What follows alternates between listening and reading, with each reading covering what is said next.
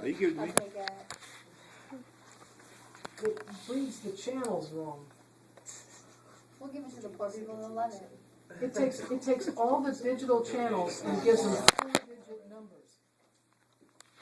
4-digit identification. It won't identify the channel because it's a random 4-digit thing, and it keeps dropping channels.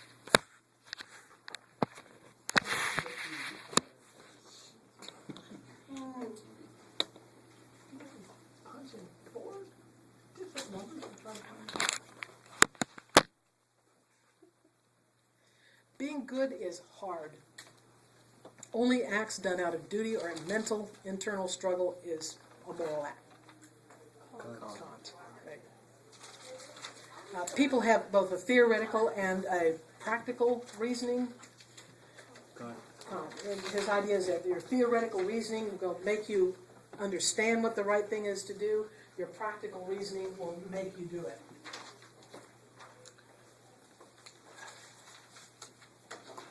Say that one more time. Theoretical will and practical will. Well, theoretical thinking, abstract. You figure out what is the right thing to do, and then your practical reasoning will make you do it, even if you don't want to. I'm thinking some of you do things you don't want to do. Have duty, obligation, right? Go to PT. What's that?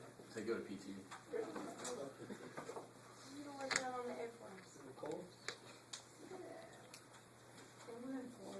Okay, what is good is the greatest good for the greatest number. Which ethical system makes that claim? Utilitarian, right. Does Kant give us clear instructions about how to choose between two categorical imperatives? No. No. Hedonism, in reference to Bentham, refers to your personal pleasures and disregards the needs and wants of others. Is that true or false? True. Can you repeat it one more time? That's not Bentham. Hedonism is pleasure, yes, as the good. But for the utilitarian hedonistic principle, as espoused by Bentham, everyone's pleasure is equal, and it does not refer to what gives you personal pleasure. You have to take into consideration the needs and wants of others. Okay, so it is not a personal desire for pleasure, but that which would give the greatest amount of happiness to the greatest number of people, which means that you may have to sacrifice somewhat for what would give you particular pleasure if it would involve causing harm or unhappiness to others. Kant stresses moral imagination. According to Kant, the evil person is the one who has no imagination. Does Bentham's system include qualities of happiness? Bentham. Now, Bentham is all about the numbers. Who adds the qualities? John Stuart Mill. He adds quality to the utilitarian argument. So it is the teleological ethics that stress that the only thing that has value is a state of being. So for teleological ethics, what we're judging is not the act, but the outcomes, and the only thing that has any value in itself is a state of being like happiness, pleasure, well-being, health. And that which is in itself bad, the state of being would be unhappiness, pain, suffering.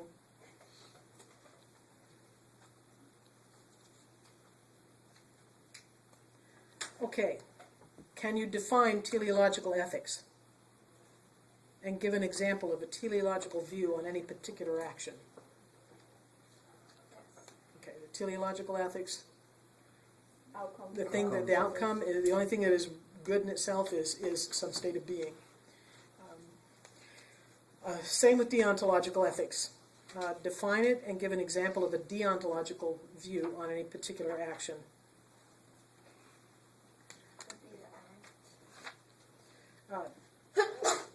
Bless you.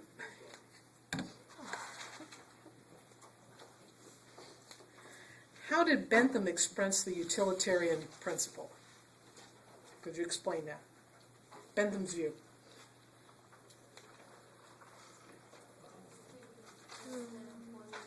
Okay, the greatest good for the greatest number, and you have to take into account everyone who's involved. You may have to add in future generations. Again, it becomes could become a quite complex mathematical exercise. What contribution does John Stuart Mill make to the ethics of utility?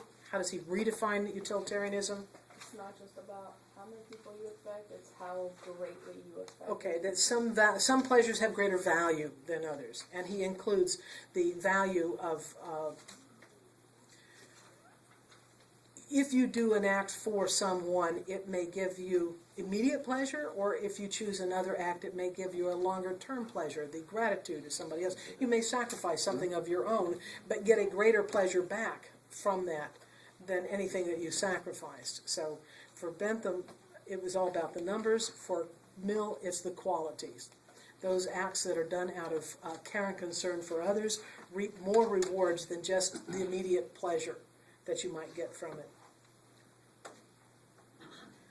On what ground does Kant reject utilitarianism? What's the basic tenet of utilitarianism is happiness, the happiness principle. That's his big argument. Being good, doing the right thing, Kant said rarely has anything to do with happiness.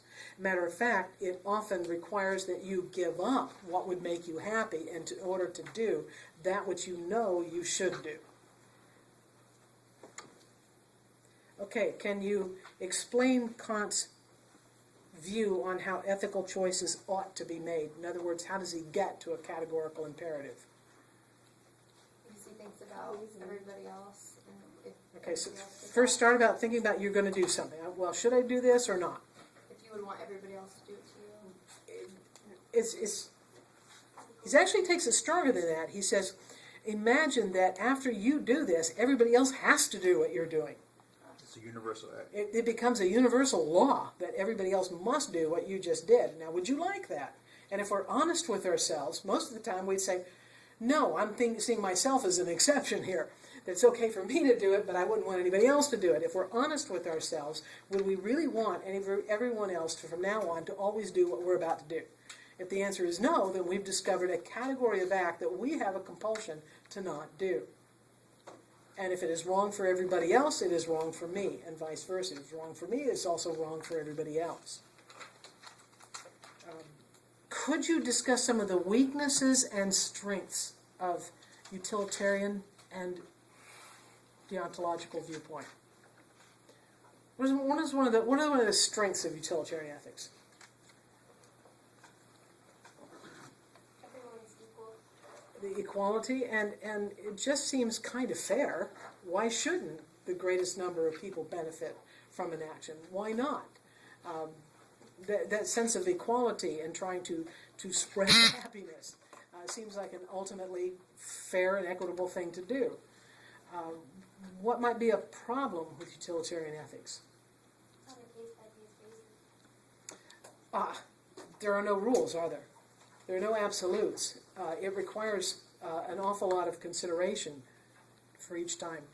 So it doesn't give you a set of rules, and a lot of people are uncomfortable with that, because to take it seriously, you'd have to say that no act in itself is either right or wrong, and a lot of people are just uncomfortable with that.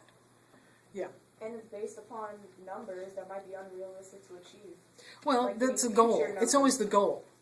The goal is, if I do this, well, I'm going to benefit these people, but actually it will cause a great deal of harm to way more people over a longer period of time, and much more harm will be due weighed against the immediate pleasure and happiness of this small group of people. Therefore, the better decision is the one that harms fewer people and spreads more happiness. So it takes a lot of consideration. Yeah, and again, a lot of modern ethical systems are rather based on that premise, more or less. The downside of it, like I said, like you pointed out, that some people are just uncomfortable to say that no act has any value in itself. And there's an argument that it is possible that one person might be asked to sacrifice a considerable amount of their own happiness in order to promote the good of others. As far as the deontological ethical point of view, Strengths?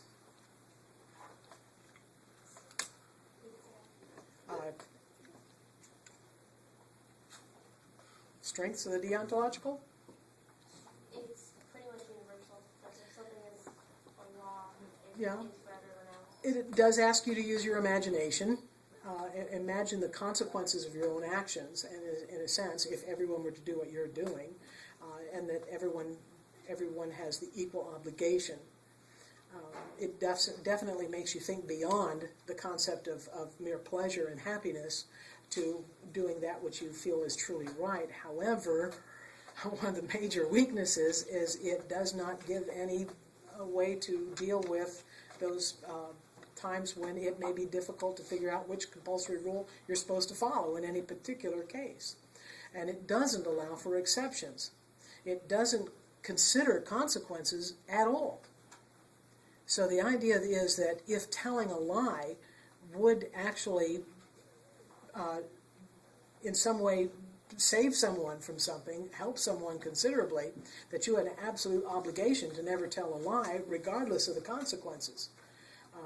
And a lot of people are not terribly comfortable with that concept, that it could lead to a great deal of harm. Of course, Kant is more concerned about the universal nature of good and evil. He sees them as almost like a universal,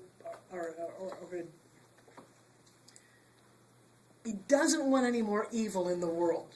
Okay? So every act of evil that is avoided and every act of good that is promoted decreases the amount of evil acts in the world and increases the amount of good acts in the world, almost regardless of the consequences. So he seems to be more concerned about the universal nature of what is right, and that always be held up as absolute, to be more important than any particular consequences in a given situation. And most people are not terribly comfortable with that idea. Again, you see the zero tolerance rules and how they tend to perhaps cause far more harm than good, and that the only outcome often is sort of an abstract notion that something good has been done. Well, we upheld the rule. The law has been upheld, so the law now is above anything that is actually attached to. So as long as the law and the rule has been upheld, then all is well and good, regardless of the consequences to the people involved. And that could be seen as one of the weaknesses of deontological ethics. And again, for some people, they see that as a strength. So, well, that's the whole test.